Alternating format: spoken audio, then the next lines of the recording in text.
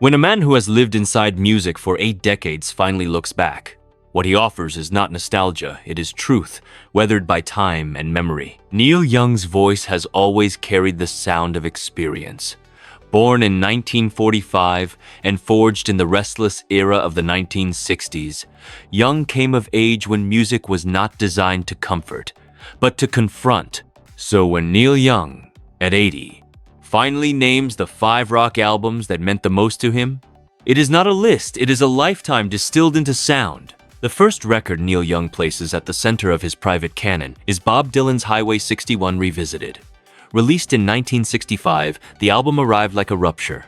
Folk music had rules, rock and roll had expectations. Dylan shattered both in one electric strike. When Young first encountered Highway 61, it did not feel like an album meant to be enjoyed, it felt like one meant to be survived. Dylan's voice was sharp, almost accusatory, his words spilling out in fragments that refused easy interpretation.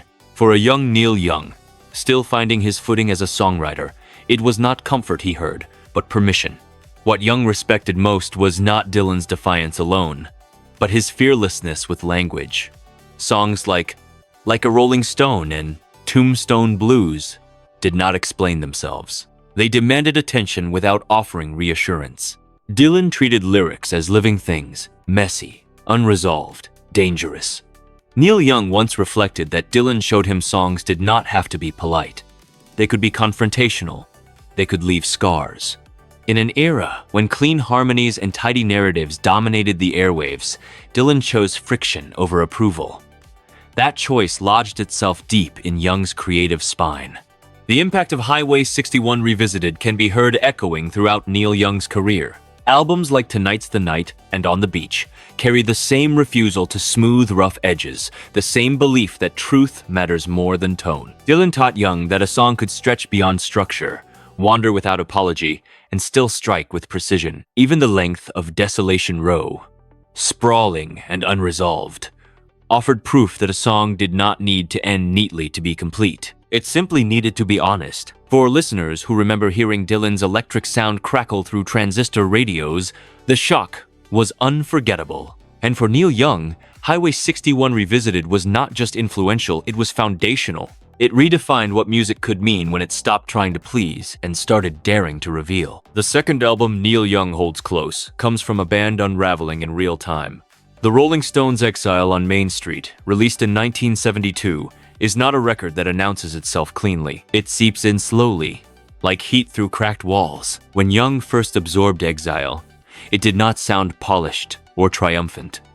It sounded lived in, exhausted, bruised, and strangely alive. Recorded largely in the basement of a rented villa in the south of France while the band was fleeing tax exile and personal collapse, the album carried the weight of chaos. For Neil Young, that weight was not a flaw. It was the point. What Young respected most about Exile on Main Street was its refusal to correct itself. The guitars bleed into one another. Vocals drift in and out of focus. Rhythms feel loose, almost unstable. Mick Jagger does not sing to impress. He murmurs, shouts, and half confesses.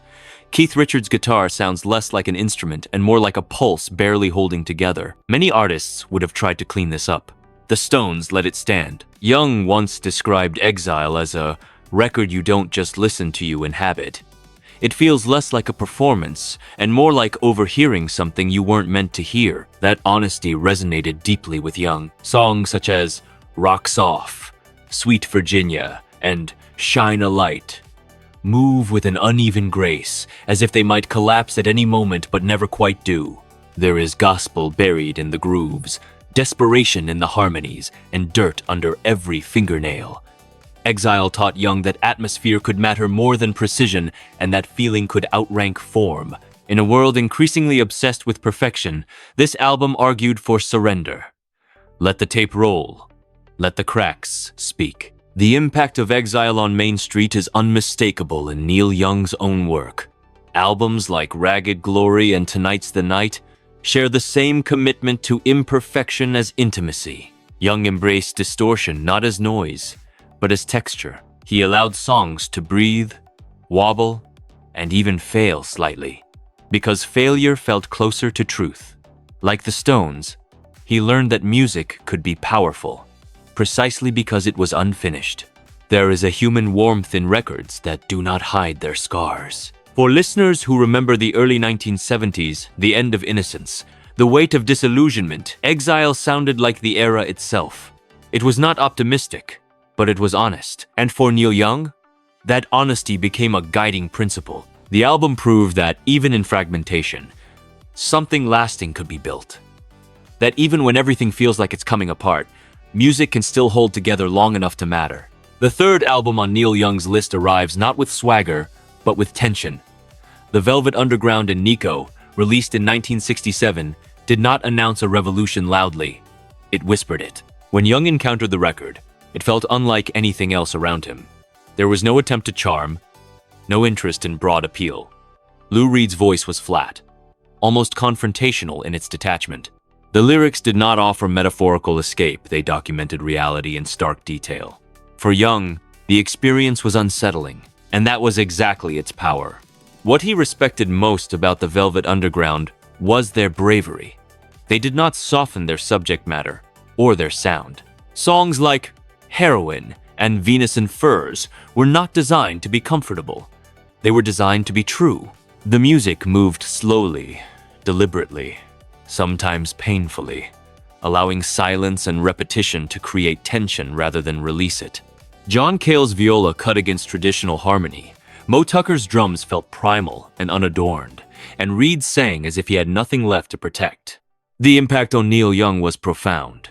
This album taught him that restraint could be as powerful as volume, that discomfort could carry meaning, and that vulnerability did not need to be explained to be felt. You can hear its influence in Young's willingness to leave space in his songs, to let notes hang unresolved, to allow moments of unease to remain untouched. Like the Velvet Underground, Young learned that art did not require approval to endure. It only required honesty. The fourth album Neil Young names feels quieter at first, but its impact runs just as deep. The Beatles' Rubber Soul, released in late 1965, arrived at a moment when popular music was beginning to look inward. When Young first heard it, he did not hear a band chasing hits. He heard a band pausing to reflect. Rubber Soul marked the moment the Beatles stopped simply responding to rock and roll and started reshaping it from the inside. For a young songwriter like Neil Young, that shift mattered profoundly. What Young respected most about Rubber Soul was its emotional honesty. The songs no longer leaned on youthful certainty or simple romance. Instead, they carried doubt, distance, and memory. Lines like, "I once had a girl," or should I say, "She once had me," felt less like lyrics and more like admissions. The music itself mirrored that maturity. Acoustic textures, subtle arrangements, and even the presence of tape hiss made the album feel intimate, almost lived in. It was not trying to impress, it was trying to communicate. For Neil Young, Rubber Soul demonstrated that vulnerability could be a strength rather than a weakness. Songs such as In My Life and Nowhere Man treated reflection as a legitimate subject, proving that pop music could carry the weight of introspection without losing its soul.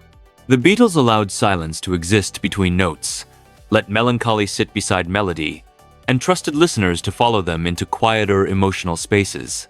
Young absorbed that lesson deeply. The influence of Rubber Soul can be heard in Young's own turn toward introspection on albums like Harvest and After the Gold Rush. His songwriting became less about declaration and more about contemplation. He learned that songs could unfold gently, shaped by memory and time rather than urgency. For listeners who remember first hearing Rubber Soul as the world itself seemed to be slowing down and asking questions, the album felt like permission to do the same. For Neil Young, it confirmed that honesty, even when soft-spoken, could leave a lasting mark. The fifth and final album on Neil Young's list is one he speaks of with quiet reverence. Joni Mitchell's Blue, released in 1971, is not loud, not forceful, and not armored in production. When Young first encountered Blue, it felt almost uncomfortably close. There was no distance between the singer and the song, just a voice, a piano, a dulcimer, and emotions left exposed. For Neil Young, that level of openness was both frightening and magnetic. What Young respected most about Blue was its courage. Joni Mitchell did not hide behind metaphor or character. Songs like River, A Case of You, and All I Want sound less like performances and more like confessions captured in real time. Mitchell allowed herself to be seen without protection, trusting that truth would be enough. Young once remarked that her songs made you feel naked in front of yourself, a feeling few records dare to provoke. The impact of Blue on Neil Young's music was lasting. It showed him that power does not always come from volume or distortion.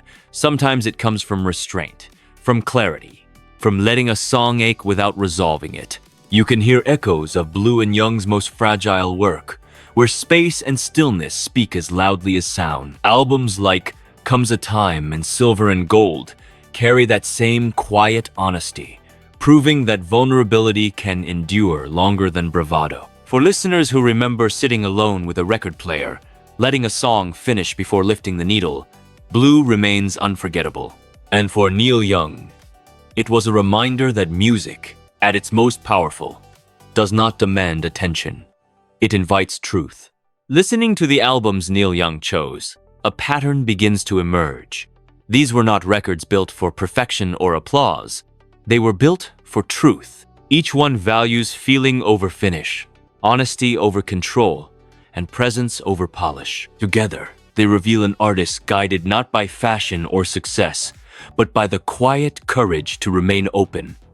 Neil Young was not naming heroes. He was naming the moments that taught him how to listen, how to wait, and how to stay human inside the noise. Decades later, Neil Young still plays with that same restless integrity. Because music like this does not fade with time, it deepens. It gathers memory, carries scars, and returns to remind us who we were and who we still are when the room finally grows quiet.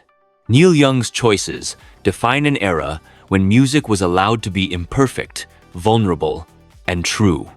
An era when records were companions, not products, and honesty mattered more than image.